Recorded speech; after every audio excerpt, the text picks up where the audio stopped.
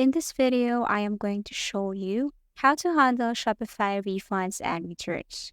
So let's get started. So first, you just have to log into your Shopify account, tap this gear icon, and then look for policies.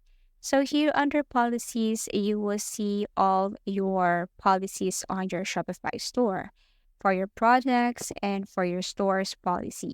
So we have here return policy, return rules. So as you can see here, there is a turn on button. All you have to do is to tap it one, then you have turned on your return policy. So we have here return rules.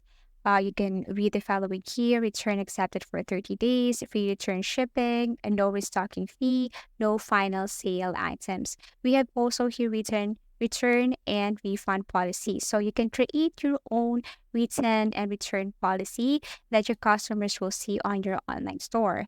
It's very important to have this one, of course, for your customer to know your return refund policy so that if there's something happened with the product or whatever it is, they know already what are the actions and how your Shopify store, how your store respond to that. So as you can see here, this is an example of refunds policy. We have your exchanges policy.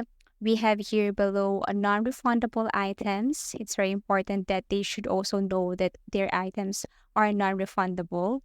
Also below, we have here shipping. So as you can see, you will be responsible for paying for your own shipping costs. So that should be visible to them.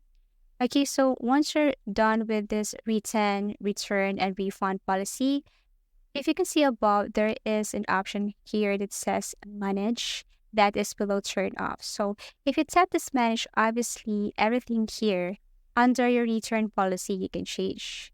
And always remember, you should save this one before you proceed with other options right here. So as you can see, we have here return policy. It's up to you if you choose 14, 30, 90. For return shipping costs, you can tap customer provides return shipping, or you can tap this free return shipping.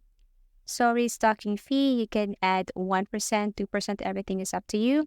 For final sale items, then you can be very specific with the collections or products. So this is the summary. You can recheck this one and then you can click save.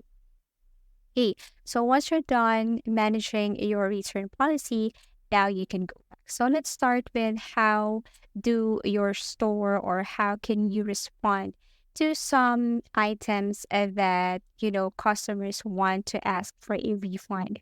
So to do that, all you have to do is to go to your products or orders to be exact.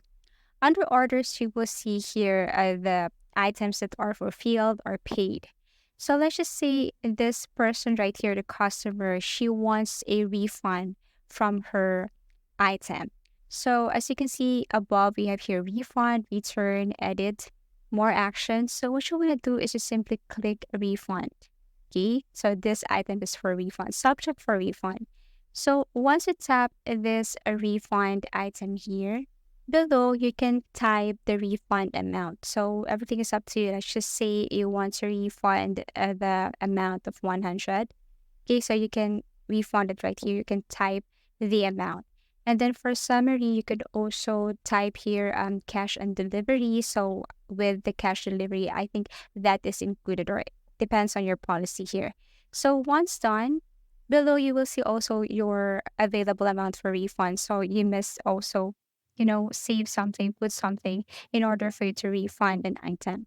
So once done, all you have to do is just simply click refund and then tap this send a notification to the customer that his or her product is about to refund, or that you have already take action to her request. Okay, so that's it. Now below here, once done, you will see here partially refunded, and you can see here some details such as subtotal, shipping, total paid by customer, refunded. You will see all the information here, even the amount, the flat rate, something like that. And then below here, you will see the following notifications. You sent a refund notification to this person. You refunded this amount on cash delivery, okay, if it's cash delivery basis, okay? So this is how you refund a product to a customer. Now, what if the customer is asking for a return? So beside the refund button, we have here return. So you have to tap it one. Once you tap return, You will see two options here. Go to self-serve returns. This is when the customer wants to return their product without notifying or calling you. So if you tap that one, this is what it looks like. Okay. So the customer can now simply enter the information. But actually, it's better if you don't choose this one. Rather, choose the second one we have here, return shipping options. So all you have to do is to upload the file or the product. And then, of course, you have to simply type the tracking number here, also the shipping carrier. Then you can also tap this no shipping required. So that would be fair if possible. And then after you enter the information here, add information here, then you can also add a reason here, like size was too small, or maybe the reason for the customer damage or defective. So yeah, the person can just simply, or the customer can simply choose from any of the reasons here why he or she can return or wants to return this product. Okay, so once done, and then you can go back and see that this return is in progress. Okay, so the customer also will be notified that his or her request is in progress. So that's how easy it is to handle Shopify refunds and returns.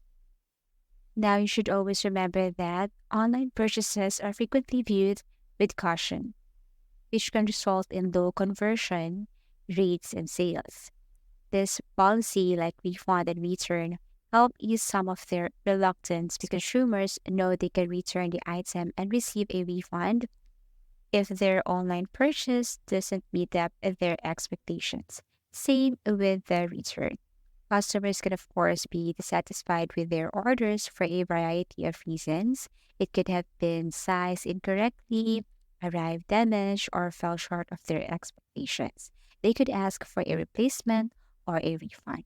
So, by creating and publishing a thorough return and refund policy on your website or store, you may reduce the difficulty associated with exchanges and returns.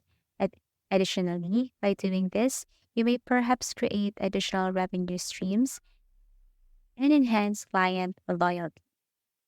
Okay, so again, you just have to go to your Shopify, go to settings, go to policies, set your refund and return policy there. You could also add terms and conditions. You could also add uh, shipping policy. You could also add contact information. So everything is up to you. So if you have found this video helpful, please do like and subscribe because it helps me reach more people. See you soon.